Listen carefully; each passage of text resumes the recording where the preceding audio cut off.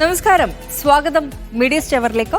ഫലസ്തീൻ രാഷ്ട്രം പിറന്നാൽ മാത്രമേ ഇസ്രായേലുമായി നയതന്ത്ര ബന്ധം സ്ഥാപിക്കാനാകൂ എന്ന് സൗദി വിദേശകാര്യമന്ത്രി അമീർ ഫൈസൽ ബിൻ ഫർഹാൻ ദാവോസ് ലോക സാമ്പത്തിക ഫോറത്തിൽ സംസാരിക്കുകയായിരുന്നു വിദേശകാര്യമന്ത്രി. ഗസ യുദ്ധം മേഖലയെ മുഴുവൻ വലിയ അപകടങ്ങളിലേക്ക് വലിച്ചിഴക്കും. ചെങ്കടലിലെ സംഘർഷങ്ങളിലും മേഖലയുടെ സുരക്ഷയിലും സൗദി അറേബ്യയ്ക്ക് വലിയ ആശങ്കയുണ്ട്. ഗസയിൽ ഉടനടി വെടിനിർത്തൽ നടപ്പാക്കണം. എന്നാൽ ഇത്തരമൊരു സൂചന ഇസ്രായേലിന്റെ ഭാഗത്തുനിന്ന് കാണുന്നില്ലെന്നും വിദേശകാര്യമന്ത്രി പറഞ്ഞു. സൗദിയും ഇറാനും തമ്മിലുള്ള സാമ്പത്തിക ബന്ധം വീണ്ടും ശക്തമാകുന്നു. ഇരു രാജ്യങ്ങളും തമ്മിലുള്ള വ്യാപാരവും നിക്ഷേപവും വലിയ രീതിയിൽ ഉയർത്താനാണ് പദ്ധതിയിടുന്നത്. സൗദിയിൽ പുതുതായി നിയമിതനായ ഇറാൻ അംബാസിഡറാണ് ഇക്കാര്യങ്ങൾ വ്യക്തമാക്കിയത്. Saudi chambers federation president Hasan bin Mujabal ഹുവൈസിയുമായി സൗദിയിലെ Iran ambassador Ali Reza Enayati കഴിഞ്ഞ ദിവസം കൂടിക്കാഴ്ച നടത്തിയിരുന്നു. തുടർന്നാണ് ഇരു രാജ്യങ്ങളും തമ്മിലുള്ള വ്യാപാര ബന്ധം ശക്തിപ്പെടുത്താനുള്ള തീരുമാനം കൈക്കൊണ്ടത്. ഇരു രാജ്യങ്ങൾക്കിടയിലും നിക്ഷേപ സാധ്യതകൾ വർദ്ധിപ്പിക്കാനും പ്രതിനിധി സംഘങ്ങളെ കൈമാറാനും ചർച്ചയിൽ ധാരണയായി. ഇരു രാജ്യങ്ങൾക്കിടയിൽ നിലവിൽ നേരിട്ടുള്ള വ്യാപാര ബന്ധമില്ല. എന്നാൽ വലിയ വിദേശ വ്യാപാരമാണ് ഇരു രാജ്യങ്ങളിലും നടക്കുന്നത്. 2022 സൗദിയുടെ വിദേശ വ്യാപാരം $601.1 ബില്യൺ, ഇറാന്റേത് $132.6 ബില്യണും. കൂടിക്കാഴ്ചയിൽ സാമ്പത്തിക സഹകരണം പുതിയ തലത്തിലേക്ക് നയിക്കാനും ഇരു രാജ്യങ്ങൾക്കുമിടയിൽ നിലവിലുള്ള കരാറുകൾ സജീവമാക്കാനും ധാരണയായി. കൂടാതെ ഇരു രാജ്യങ്ങളിലെയും വ്യവസായികളെ ലക്ഷ്യം വെച്ച് നിക്ഷേപരംഗത്ത് കൈകോർക്കാനും ചർച്ചയിൽ തീരുമാനിച്ചു. Tamim CP, media one, Riyadh. സൗദിയിലെ വിമാനത്താവളങ്ങൾ കഴിഞ്ഞ ഡിസംബറിൽ മികച്ച പ്രകടനം കാഴ്ചവെച്ചതായി റിപ്പോർട്ട്. ഡിസംബറിൽ ഏറ്റവും മികച്ച സേവനം നൽകിയത് ജിദ്ദ കിങ് അബ്ദുൽ അസീസ് അന്താരാഷ്ട്ര വിമാനത്താവളമാണ്. യാത്രക്കാർക്ക് കുറഞ്ഞ കാത്തിരിപ്പ് സമയവും ഉയർന്ന നിലവാരത്തിലുള്ള സേവനങ്ങളും കണക്കിലെടുത്താണ് പട്ടിക തയ്യാറാക്കിയത്. ജനറൽ അതോറിറ്റി ഓഫ് സിവിൽ ഏവിയേഷനാണ് ഏറ്റവും പുതിയ റിപ്പോർട്ട് പുറത്തുവിട്ടത്. യാത്രക്കാർക്കായി ഒരുക്കുന്ന സേവനങ്ങളുടെയും സുരക്ഷയുടെയും അടിസ്ഥാനത്തിലാണ് വിമാനത്താവളങ്ങളുടെ പ്രകടനം വിലയിരുത്തുക. ജിദ്ദ കിങ് അബ്ദുൽ അസീസ് അന്താരാഷ്ട്ര വിമാനത്താവളമാണ് ഡിസംബറിൽ ഏറ്റവും മികച്ച പ്രകടനം കാഴ്ചവെച്ചത്.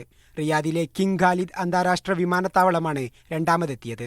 പ്രതിവർഷം 1.5 കോടിയിലധികം യാത്രക്കാരുള്ള ഇരു വിമാനത്താവളങ്ങളിലും മികച്ച സേവനമാണ് യാത്രക്കാർക്ക് ലഭിക്കുന്നത്. അതേസമയം 50 ലക്ഷം മുതൽ 1.5 കോടി വരെ യാത്രക്കാർ സഞ്ചരിക്കുന്ന വിഭാഗത്തിൽ കിങ് ഫഹദ് വിമാനത്താവളവും prince Muhammad bin Abdul Aziz വിമാനത്താവളവും ഒന്നാമതെത്തി. 20 മുതൽ 50 ലക്ഷം വരെ യാത്രക്കാർ വരുന്ന വിഭാഗത്തിൽ അബഹ വിമാനത്താവളമാണ് മുന്നിൽ. കുറഞ്ഞ യാത്രക്കാരുള്ള വിഭാഗത്തിൽ കാസിമിലെ പ്രിൻസ് നൈഫ് വിമാനത്താവളമാണ് മികച്ച പ്രകടനം കാഴ്ചവെച്ചത്. ആഭ്യന്തര വിമാനത്താവളങ്ങളിൽ ഖുറയ്യാത്ത് വിമാനത്താവളമാണ് മുന്നിൽ. Thameem CP, media one, Riyadh.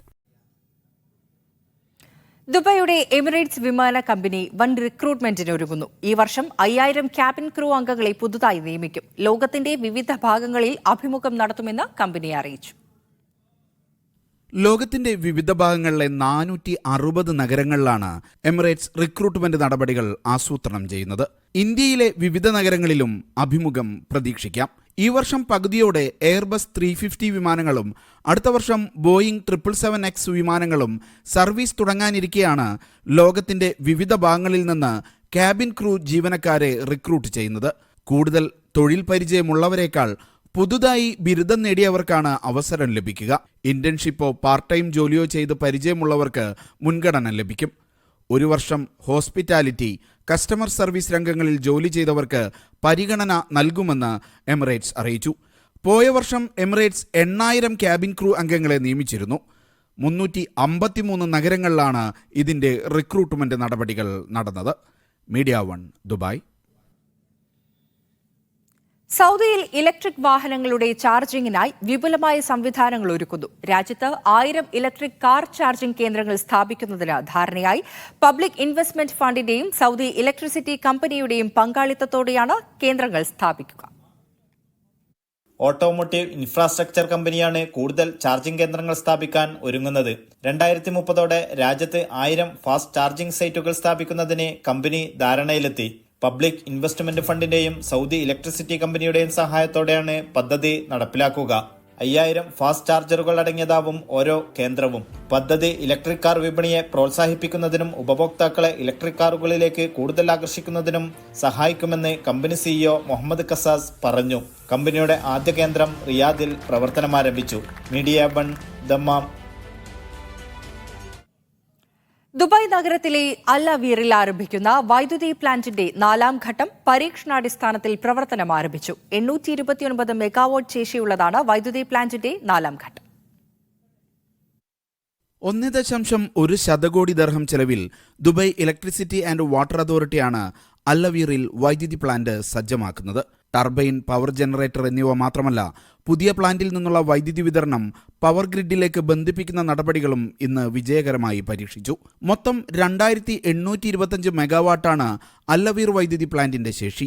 വൈദ്യുതി ഉപഭോഗം പാരമ്യത്തിലെത്തുന്ന പീക്ക് ലോഡ് സമയങ്ങളിൽ വൈദ്യുതി ലഭ്യത ഉറപ്പാക്കാൻ പുതിയ പ്ലാന്റ് സഹായകമാകുമെന്ന് ദേവ സിഇഒ സയ്യിദ് മുഹമ്മദ് അൽ തായർ പറഞ്ഞു. ഈ വർഷം 2ാം പാദത്തിൽ പ്ലാന്റ് പൂർണ്ണമായും സജ്ജമാകുമെന്നും അധികൃതർ അറിയിച്ചു. Media 1 Dubai.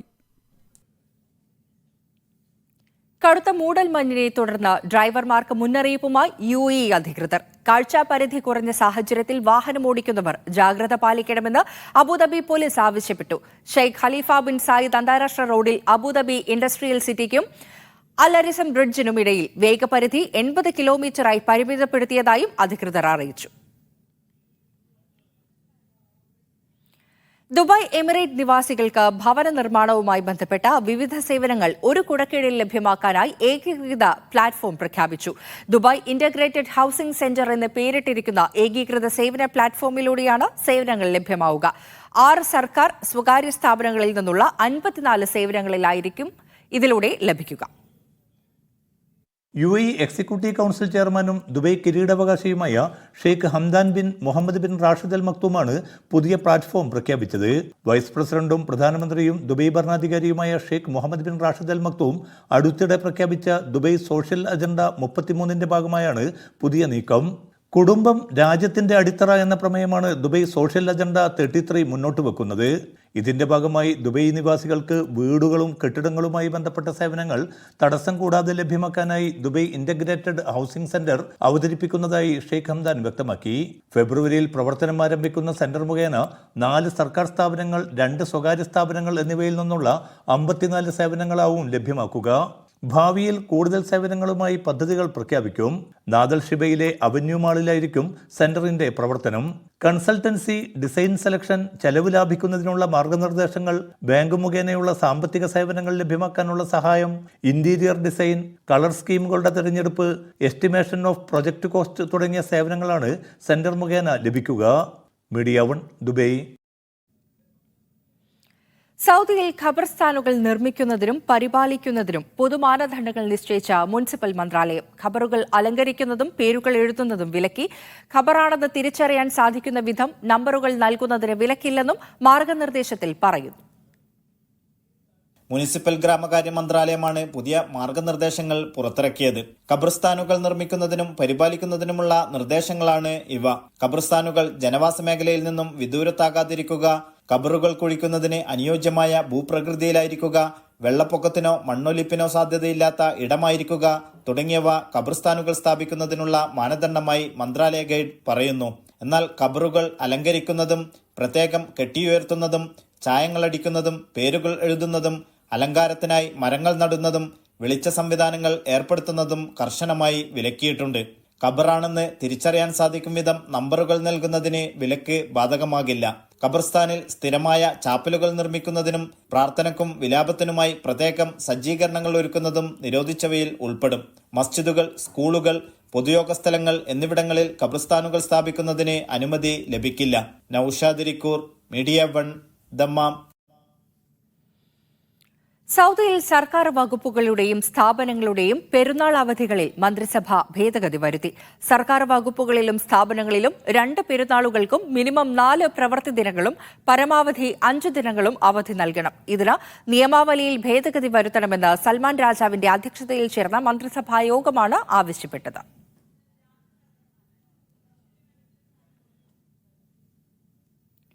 ബഹ്റൈനിൽ ശനി ഞായർ ദിവസങ്ങളിൽ വാരാന്ത്യ അവധിയായേക്കും. ശനി ഞായർ ദിവസങ്ങൾ വാരാന്ത്യ അവധി ദിനങ്ങളാക്കാൻ പാർലമെന്റ് അംഗങ്ങൾ ശുപാർശ ചെയ്തു. നിലവിൽ രാജ്യത്ത് വെള്ളി, ശനി എന്നീ ദിവസങ്ങളിലാണ് വാരാന്ത്യ അവധി ദിനങ്ങൾ. ഇതിനു പകരം വെള്ളിയാഴ്ച ഉച്ച മുതൽ ഞായർ വരെ അവധി നൽകണമെന്നാണ് എംപിമാരുടെ ശുപാർശ. ഡോക്ടർ അലി നുവായ്മയുടെ നേതൃത്വത്തിൽ 5 എംപിമാരാണ് ഇതിനായി ശുപാർശ നൽകിയത്.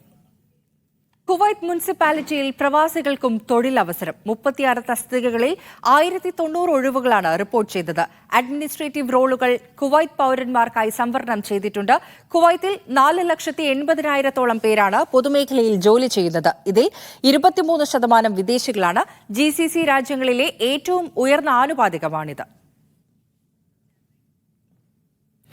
കുവൈത്തിൽ മയക്കുമരുന്നുമായി ഗൾഫ് പൌരന്മാർ പിടിയിലായി. ജഹ്റ സെക്യൂരിറ്റി ഡയറക്ടറേറ്റിന്റെ ഓപ്പറേഷൻ പട്രോളിംഗ് സംഘം സുലൈബിയയിൽ നടത്തിയ പരിശോധനയ്ക്കിടെയാണ് പാർക്ക് ചെയ്ത കാറിൽ നിന്നും 2 പേരെ പിടികൂടിയത്. പോലീസിനെ കണ്ട് ഡ്രൈവർ ഓടി രക്ഷപ്പെടാൻ ശ്രമിച്ചെങ്കിലും അധികൃതർ അറസ്റ്റ് ചെയ്തു.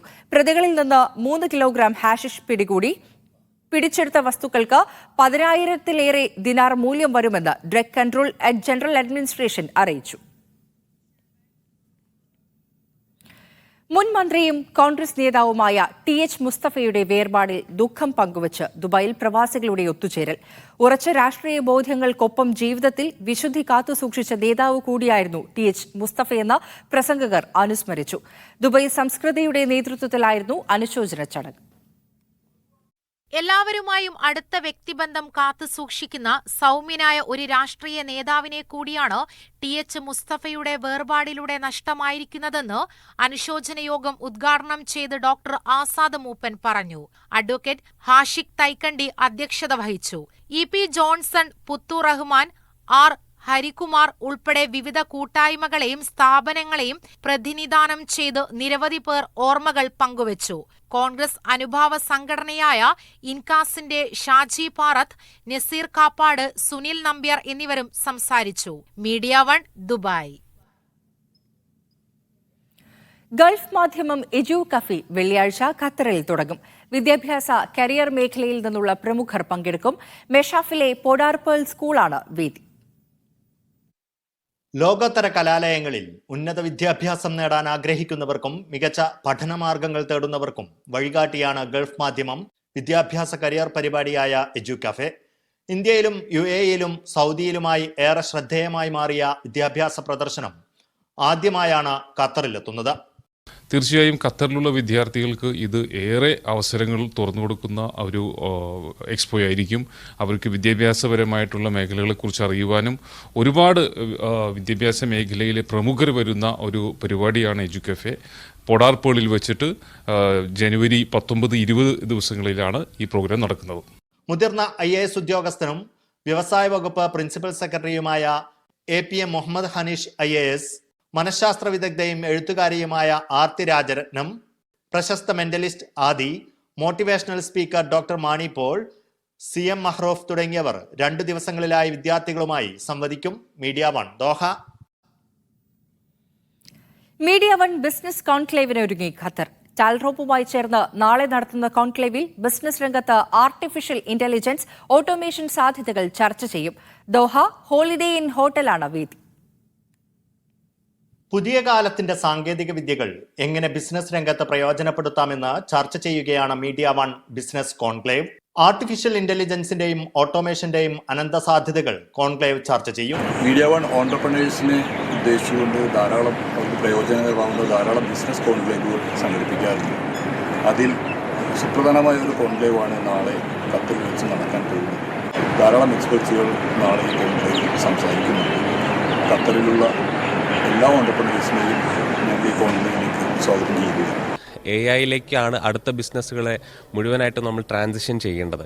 അപ്പോൾ അതിൻ്റെ ഒരു അവെയർനെസ്സും AI ഒരു പരിചയപ്പെടുത്തൽ അല്ലെങ്കിൽ ഒരു ഇൻട്രൊഡക്ഷൻ എന്നുള്ള ഒരു രീതിയിലാണ് നാളത്തെ ഒരു ബിസിനസ് കോൺക്ലേവ് ടാൽറോപ്പും മീഡിയ 1 ചേർന്ന് ഒരുക്കുന്നത്.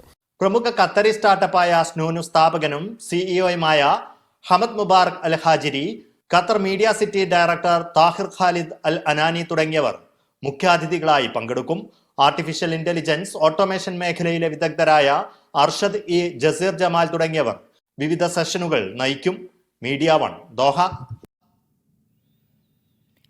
IT ഇക്കോസിസ്റ്റത്തിലൂടെ ലോക മാർക്കറ്റ് ലക്ഷ്യമിടുന്ന ടാൽറോപ്പിന്റെ പ്രവർത്തനം ഗൾഫ് രാജ്യങ്ങളിലേക്കും വ്യാപിപ്പിച്ചു. GCCയിലെ വിവിധ കേന്ദ്രങ്ങളിൽ ഓഫീസുകൾ തുറക്കുന്നതിനുള്ള നടപടികൾ തുടങ്ങിയെന്ന് ടാൽറോപ്പ് അറിയിച്ചു. കേരളത്തിന്റെ ഭൂപ്രകൃതിക്ക് അനുയോജ്യമായി വിദ്യാഭ്യാസം, IT, സ്റ്റാർട്ടപ്പ്, ടൂറിസം മേഖലകളിൽ ഇക്കോസിസ്റ്റങ്ങൾ നിർമ്മിച്ചെടുക്കുകയാണ് ടാൽറോപ്പ്.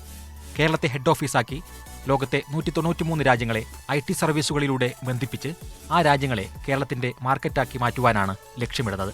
കേരളത്തിലെ 20 ലോക്സഭാ മണ്ഡലങ്ങളിലും ഓഫീസുകളും 140 നിയോജക മണ്ഡലങ്ങളിലും ടെക്കീസ് പാർക്കുകളും 6 കോർപ്പറേഷനുകളിലും 87 മുനിസിപ്പാലിറ്റികളിലും 941 ഗ്രാമപഞ്ചായത്തുകളിലും ഓപ്പറേഷൻ ഹബ്ബുകളും ടാൽഡ്രോപ്പ് നിർമ്മിച്ചു വരുന്നു.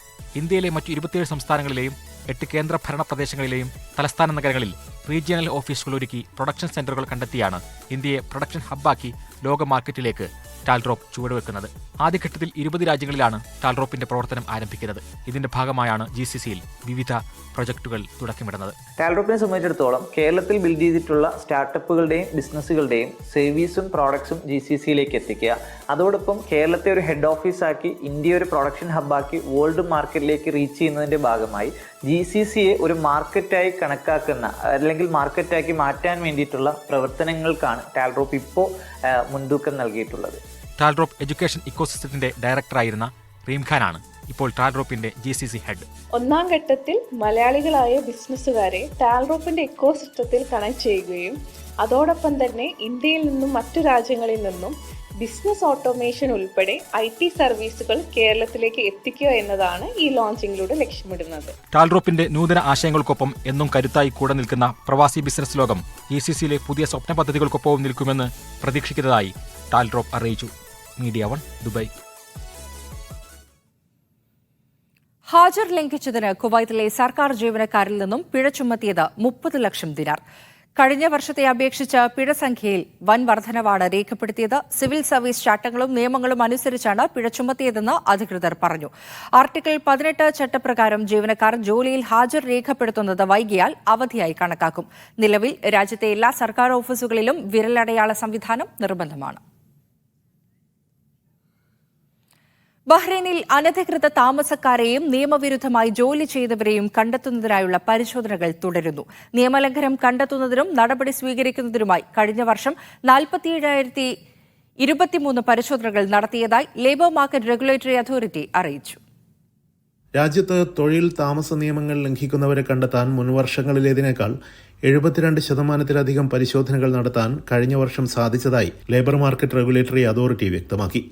സ്ഥാപനങ്ങളിൽ 94% തൊഴിൽ വിസ നിയമങ്ങൾ പാലിച്ച് പ്രവർത്തിക്കുന്നവയാണെന്ന് ഉറപ്പാക്കാൻ കഴിഞ്ഞു. പരിശോധനകളുടെ വർധനവാണ് സ്ഥാപനങ്ങളെ നിയമങ്ങൾ പാലിക്കാൻ പ്രേരിപ്പിക്കുന്നതെന്നാണ് അധികൃതരുടെ വിലയിരുത്തൽ. നിയമം ലംഘിച്ച തൊഴിലാളികളെ നാടുകടത്തുന്നതിന്റെ എണ്ണത്തിലും വൻ വർധനവാണ് മുൻ വർഷങ്ങളെ അപേക്ഷിച്ച് ഉണ്ടായിട്ടുള്ളതെന്ന് LMRA chief executive Nibras Talib വ്യക്തമാക്കി. നിയമപാലനം, ഉൽപാദനക്ഷമത, സാമ്പത്തിക വികസനം എന്നിവ ഉറപ്പാക്കുന്നതിനാണ് പരിശോധനകൾ വർദ്ധിപ്പിച്ചത്.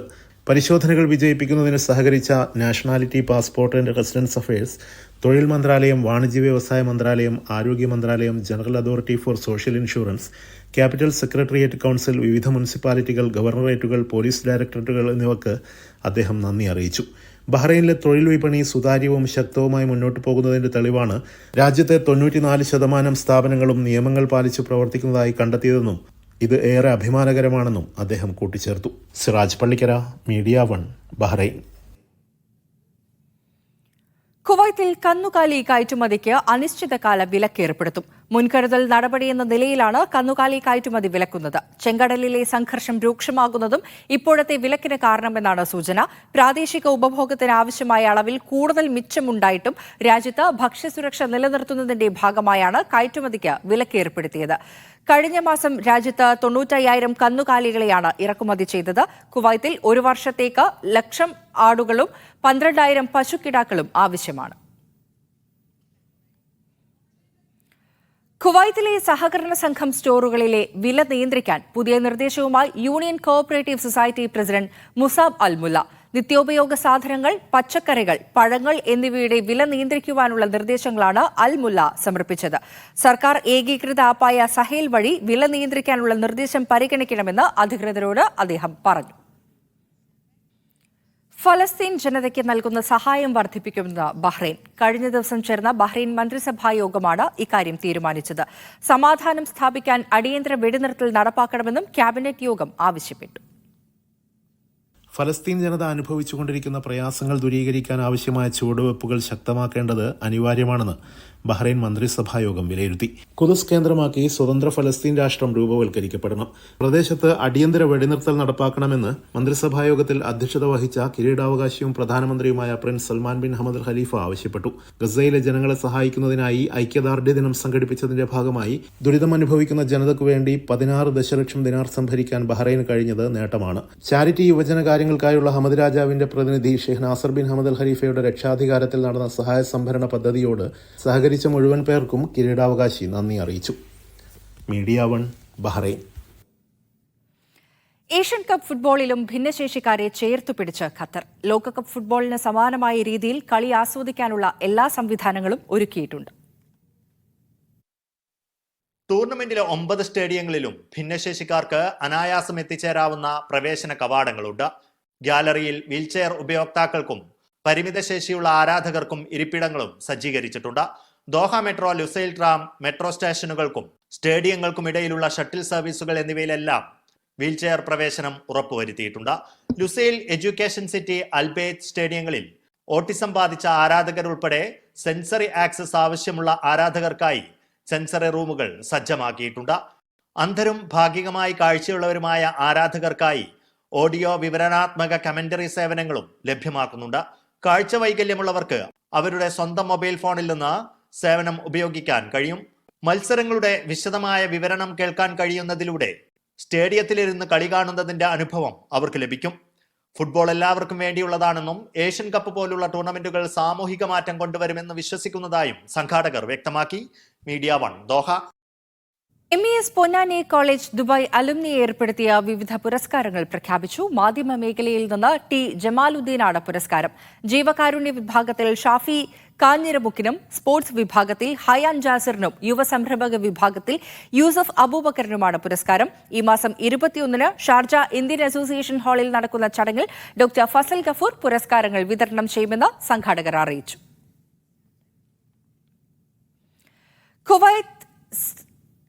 Kuwait Saint Stephen's Indian Orthodox ഇടവക ദശാബ്ദി ആഘോഷത്തോടനുബന്ധിച്ച് വീട് നിർമ്മിച്ചു നൽകുന്നു.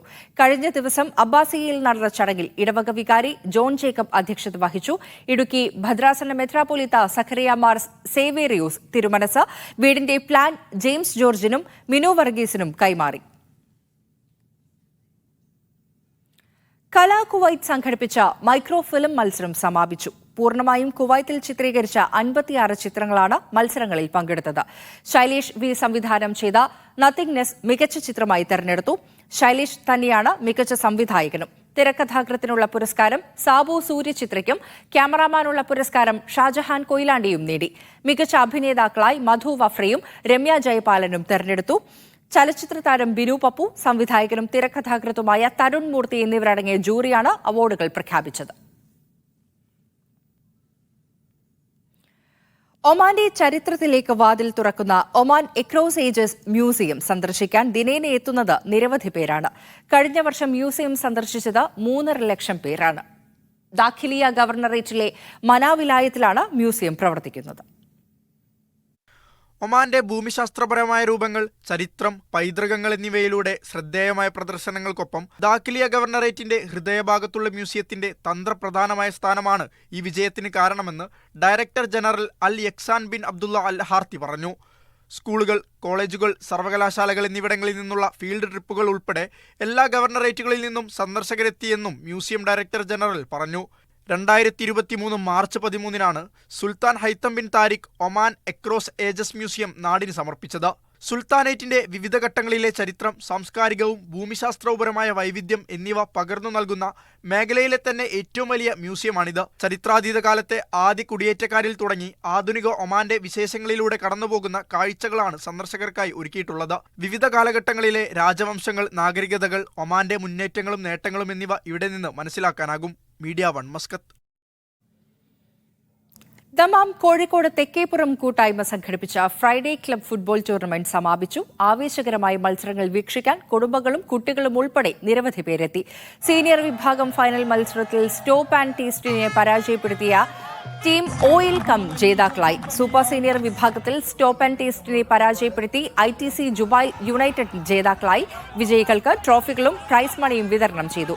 ഇന്തികാഫ് ആലം, അൽതാഫ് മുനീർ, അക്ബർ, അബൂബക്കർ എന്നിവർ നേതൃത്വം നൽകി. പ്രജര സൂപ്പർ ലീഗ് സീസൺ 3 അഖിലേന്ത്യാ സെവൻസ് ഫുട്ബോൾ ടൂർണമെന്റിൽ റിനം എഫ്സിയെ പരാജയപ്പെടുത്തി കോർണർ വേൾഡ് എഫ്സി ചാമ്പ്യന്മാരായി. യുഎയിലെ പ്രമുഖ 16 ടീമുകൾ നോക്കൌട്ട് അടിസ്ഥാനത്തിൽ മാറ്റുരച്ച മത്സരം സുശീലൻ വാസു കിക്ക് ഓഫ് ചെയ്തു. ഫാദർ ഡേവിസ് ചിറമേൽ, സിന്ധു ബിജു എന്നിവർ പങ്കെടുത്തു. സാംസ്കാരിക ഘോഷയാത്രയും അരങ്ങേറി. President Shaji M Ali, PSL programme convener Sunil Kochan, treasurer Farooq Thekkath എന്നിവർ സംസാരിച്ചു. സൗദി അറേബ്യയിലെ ജിദ്ദ സുഖോൽ ജാമിയയിൽ പ്രവാസികളായിരുന്നവരുടെ രണ്ടാമത്തെ വാർഷിക സംഗമം കോഴിക്കോട് നടത്തി. രാമനാട്ടുകര സുരഭി മോളിൽ നടന്ന സംഗമം ജാമിയ നൂരിയ സെക്രട്ടറി ഇബ്രാഹിം ഫൈസി ഉദ്ഘാടനം ചെയ്തു. ഹംസ പള്ളിക്കര പ്രവാസ ജീവിതവും അനുഭവങ്ങളും എന്ന വിഷയം അവതരിപ്പിച്ചു. അൽഗാബ് കുഞ്ഞുമോൻ, ഇബ്രാഹിം കുട്ടി ഹാജി, അസ്കർ കൂത്തുപറമ്പ് എന്നിവർ സംസാരിച്ചു. ഇനി കറൻസി വിനിമയ നിരക്കുകൾ. സൗദി റിയാൽ 22 രൂപ 16 പൈസ, UAE ദിർഹം 22 രൂപ 63 പൈസ, ഖത്തർ റിയാൽ 22 രൂപ 82 പൈസ, ഒമാൻ റിയാൽ 215 രൂപ 86 പൈസ, കുവൈറ്റ് ദിനാർ 270 രൂപ 13 പൈസ, ബഹ്റൈൻ ദിനാർ 220 രൂപ 45 പൈസ.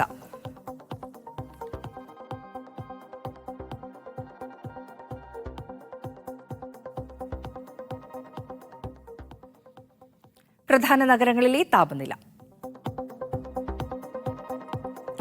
ദോഹ കുറഞ്ഞ താപനില 16 ഡിഗ്രി സെൽഷ്യസ്, കൂടിയ താപനില 28 ഡിഗ്രി സെൽഷ്യസ്. കുവൈറ്റ് സിറ്റി കുറഞ്ഞ താപനില 12 ഡിഗ്രി സെൽഷ്യസ്, കൂടിയ താപനില 23 ഡിഗ്രി സെൽഷ്യസ്. മസ്കത്ത് കുറഞ്ഞ താപനില 23 ഡിഗ്രി സെൽഷ്യസ്, കൂടിയ താപനില 30 ഡിഗ്രി സെൽഷ്യസ്. സലാല കുറഞ്ഞ താപനില 21 ഡിഗ്രി സെൽഷ്യസ്, കൂടിയ താപനില 27 ഡിഗ്രി സെൽഷ്യസ്. സർക്കാർ രൂപീകരണം വൈകുന്നതിനാൽ ഇന്നും നാളെയും ചേരാനിരുന്ന കുവൈറ്റ് ദേശീയ അസംബ്ലി സമ്മേളനം മാറ്റിവെച്ചു. ഇന്ന് സഭ സമ്മേളിച്ചയുടനെ സമ്മേളനം മാറ്റിവെക്കുന്നതായി സ്പീക്കർ അഹമ്മദ് അൽ സദൌൻ അറിയിക്കുകയായിരുന്നു. അടുത്ത മാസം 6-നും 7-നും അസംബ്ലി സമ്മേളിക്കും. സർക്കാരിന്റെ രാജിയെ തുടർന്ന് ചൊവ്വാഴ്ചയിലെ ദേശീയ അസംബ്ലി സമ്മേളനത്തിൽ സർക്കാർ പങ്കെടുക്കില്ലെന്ന് ഉപപ്രധാനമന്ത്രിയും ക്യാബിനറ്റ് കാര്യ സഹമന്ത്രിയും ദേശീയ അസംബ്ലി കാര്യ സഹമന്ത്രിയുമായ എസ്സ അൽ കന്ദരി അറിയിച്ചതായി സ്പീക്കർ പറഞ്ഞു. ഭരണഘടനയുടെ ആർട്ടിക്കിൾ 116 പ്രകാരം പാർലമെന്റ് സെഷനുകളിൽ സർക്കാരിനെ പ്രതിനിധീകരിച്ച് അതിന്റെ തലവനോ അംഗങ്ങളോ പങ്കെടുക്കേണ്ടതുണ്ട്. സർക്കാർ പ്രതിനിധികൾ പങ്കെടുക്കാത്തതിനാൽ കഴിഞ്ഞ ചൊവ്വ ബുധൻ ദിവസങ്ങളിലെ സഭാ സമ്മേളനങ്ങളും നീട്ടിവെച്ചിരുന്നു. പുതിയ പ്രധാനമന്ത്രിയായി ഷെയ്ഖ് ഡോക്ടർ മുഹമ്മദ് സബാഹ് അൽ സാലിം അസ് സബാഹിനെ നിയമിച്ച് അമീർ ഷെയ്ഖ് മിഷ്അൽ അൽ അഹമ്മദ് അൽ ജാബിർ അസ് സബാഹ് ഈ മാസം 4-ന് ഉത്തരവിറക്കിയിരുന്നു. പുതിയ സർക്കാർ രൂപീകരിക്കാൻ അമീർ അദ്ദേഹത്തെ ചുമതലപ്പെടുത്തുകയും ചെയ്തു. എന്നാൽ സർക്കാർ രൂപവൽക്കരണം പൂർത്തിയായിട്ടില്ല. നിലവിൽ പഴയ മന്ത്രിസഭയിലെ അംഗങ്ങൾ താൽക്കാലിക ചുമതലകളിൽ തുടരുകയാണ്. ഇതാണ് ചൊവ്വാഴ്ചയിലെ സമ്മേളനത്തിൽ നിന്ന് മന്ത്രിമാർ വിട്ടുനിൽക്കാൻ കാരണം. പുതിയ മന്ത്രിസഭാ രൂപവൽക്കരണം വൈകാതെ നടക്കുമെന്നാണ് സൂചന. ഇതിനു മുന്നോടിയായി ചൊവ്വാഴ്ച അമീർ കൂടിക്കാഴ്ചകൾ നടത്തിവരികയാണ്. പുതിയ പ്രധാനമന്ത്രിയുടെയും മന്ത്രിസഭാ അംഗങ്ങളുടെയും സത്യപ്രതിജ്ഞയും അടുത്ത സമ്മേളനത്തിലുണ്ടാകും. Media 1 Kuwait city. മീഡിയ സ്റ്റേവർ പൂർണ്ണമാവുകയാണ്. Good night.